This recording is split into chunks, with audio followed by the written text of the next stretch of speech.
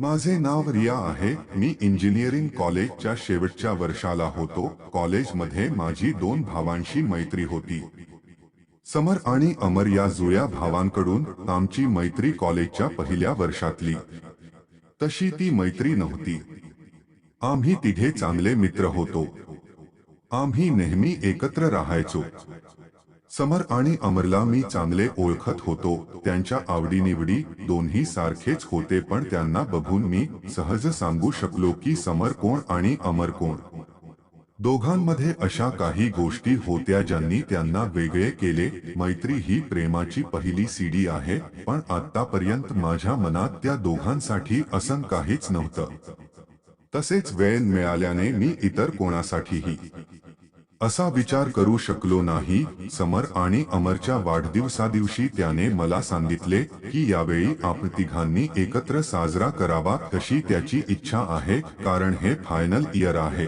त्यानंतर आपण आपल्या घरी असू. मी पण त्याला म्हणालो, ठीक आहे, तुला जे पाहिजे ते. आम्ही तिघेही पहाटेच निघालो. लांब कोरड्यावर निघून गेला. त्यानंतर वाढदिवस साजरा केला आणि एका रेस्टॉरंटमध्ये जेवण केले. मग आम्ही तिघेही बसलो होतो. दोघेही गप्प झाले. साधारणपणे दोघेही माझा पाय खेचत राहतात, पण आज काहीतरी वेगळंच होतं. आज दोघेही वेगळेच दिसत होते. ते पण फायनल इयर होतं आणि आता घरी पण जायचं आहे. कॉलेजचे हे दिवस त्याच्या सोबत कसे गेले कळलेही नाही. मी विचारले, काय झाले? यावेळी तू एकटाच वाढदिवस साजरा करत आहेस आणि तू दोघेही बदलत आहेस. कॉलेजचा शेवटचा वाढदिवस आहे असे त्यांना म्हणावे आणि आमचंही काही बोलणं आहे. मग त्यानंतर काय झालं हाच माझ्या आयुष्यातील सगळ्यात मोठा पेचप्रसंग ठरला. आम्हा दोघांनाही तुम्हाला काहीतरी सांगायचं आहे असं ते दोघेही कुठे म्हणाले. मी काय म्हटलं हे ऐकून तुम्हाला थोडं आश्चर्य वाटेल, पण हे खरं आहे. त्यांनी सांगायला हवं, आम्ही दोघं तुझ्यावर प्रेम करतो. दोघांना काय म्हणायचे आहे ते मला पहिल्यांदाच समजले.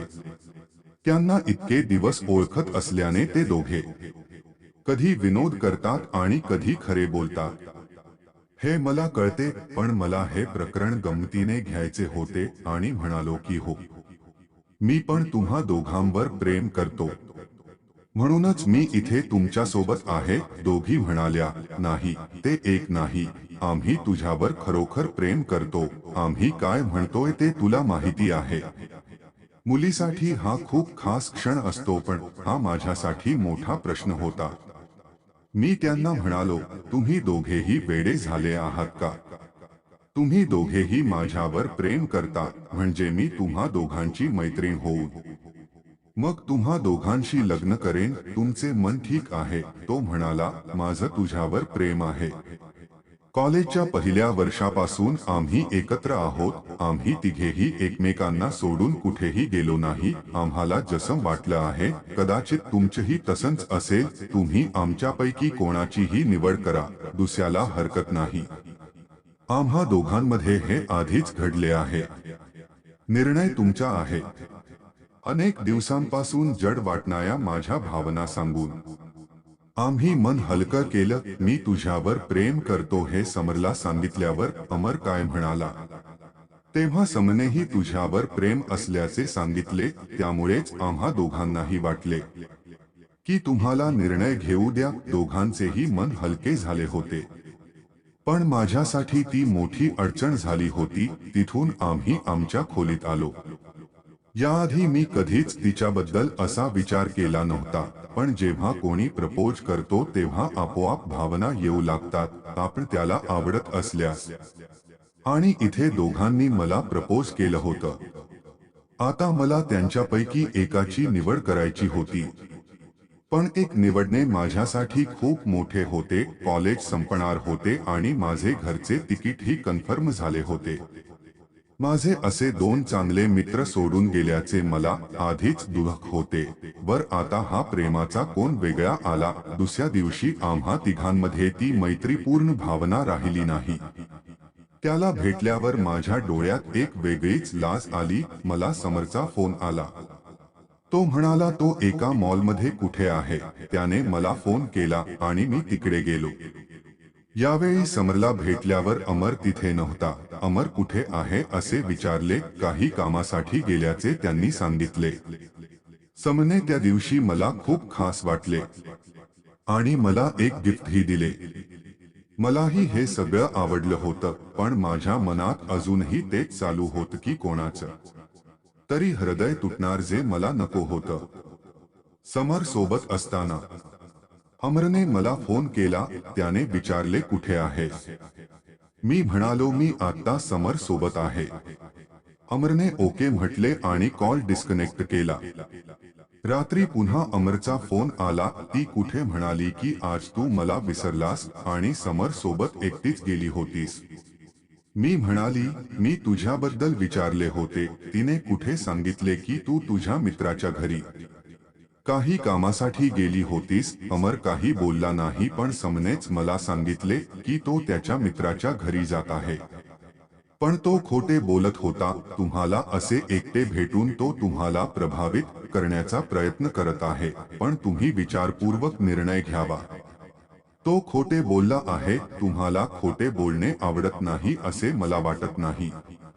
आतापर्यंत मला वाटत होते की मी त्या दोघांना चांगले ओळखतो, पण आज मला कळले की मी त्यांना मित्र म्हणून ओळखतो. आता दोघांमध्ये बदल होऊ लागला आहे आणि हा बदल एका दिवसात झाला नाही. कदाचित हळूहळू झाला असेल, पण मला समजू शकले नाही. दोघेही एकमेकांशी कधीही खोटे बोलले नाही किंवा एकमेकांबद्दल वाईटही बोलले नाही. हा प्रकार घडला तो काळ. मला समजले की माझ्यामुळे या दोन भावांमधील अंतर वाढत आहे, जे मला अजिबात नको होते. इतक्या दिवसांची मैत्री अशी संपुष्टात येऊ नये असे वाटत होते. काय करायचे ते मी ठरवले होते. माझे तिकीट 20 तारखेचे होते. मी एक दिवस आधी त्यांना फोन केला आणि मला तुमच्या दोघांशी बोलायचे आहे. कदाचित माझा निर्णय जाहीर करण्यासाठी मी त्याला बोलावले असावे असे त्याला वाटत होते. दोघीही त्या गोष्टीसाठी चांगली तयारी करून आली होती. मी त्यांना म्हणालो की मला माफ करा, पण मी एक गोष्ट तुमच्यापासून लपवून ठेवली. काय म्हणाले. मी कुठे म्हणालो तुम्हा दोघांना माहित आहे की मी घरी जात आहे, पण मी का जात आहे ते मला माहित नाही. तो म्हणाला कॉलेज संपल्यावर सगळ्यांना सांगेन. मी हो म्हणालो, पण माझ्याकडे अजून एक कारण आहे. मी माझ्या लग्नासाठी घरी जात आहे. त्यांना म्हणावे खोटे बोलत आहेस का. फायनल परीक्षा इतक्या लवकर झाल्या आहेत, त्यामुळे तुम्ही व्यस्त आहात. मी म्हणालो की मी आता लग्न करणार नाही. ही फक्त एंगेजमेंट आहे. ते म्हणाले तू आम्हाला याबद्दल सांगितले नाहीस. मी म्हणालो की मला तुला सरप्राईज करायचे आहे, पण त्याआधी तुम्ही दोघांनी ती गोष्ट सांगितली. आम्हा तिघांमध्ये असं काही घडेल असा विचारही केला नव्हता. म्हणून मी निश्चिंत होतो, पण आता मला वाईट वाटतं. आम्ही तिघे चांगले मित्र आहोत आणि मी तुम्हा दोघांना सारखेच पाहिले आहे. आम्हा तिघांमध्ये प्रेम कसं जमलं. दोघंही काही मिनिट माझं बोलणं ऐकत राहिले. मग राग आल्यावर खोटका बोलता. एवढी मोठी गोष्ट तू आमच्यापासून लपवू शकत नाहीस. मी तुला सांगितले. तुम्हा दोघांनीही माझ्यापासून लपवून ठेवले होते. दोघेही गप्प झाले.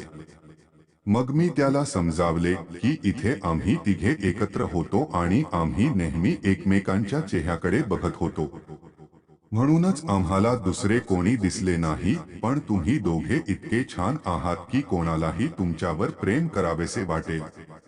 त्यावेळी त्यांना पटवणे कठीण जाईल हे मला माहित होते. त्याने थोडा वेळ माझे म्हणणे ऐकले आणि मग तेथून निघून गेला. मला माझे दोन चांगले मित्र गमावावे लागले. आमची मैत्री कायम राहावी अशी माझी इच्छा आहे, पण आता तसे होणार नाही. जड अंतःकरणाने मी दुसऱ्या दिवशी माझ्या घरी निघालो. दोघेही मला सोडायला आले नाही. मलाही असं व्हायचं नव्हतं. त्याने माझ्याबद्दल चांगलं वाईट बोलावं आणि विसरावं असं मला वाटत होतं, कारण आता मी त्याचा मित्रही होऊ शकत नव्हतो. कारण एकदा भावना आली की ती कधीच सुटत नाही. मी माझ्या घरी आलो. मी त्याचा नंबर ब्लॉक केला. मी बरोबर केले की नाही माहित नाही, पण मला एक गोष्ट माहित आहे. की त्या दोघांपेक्षा मला जास्त त्रास झाला.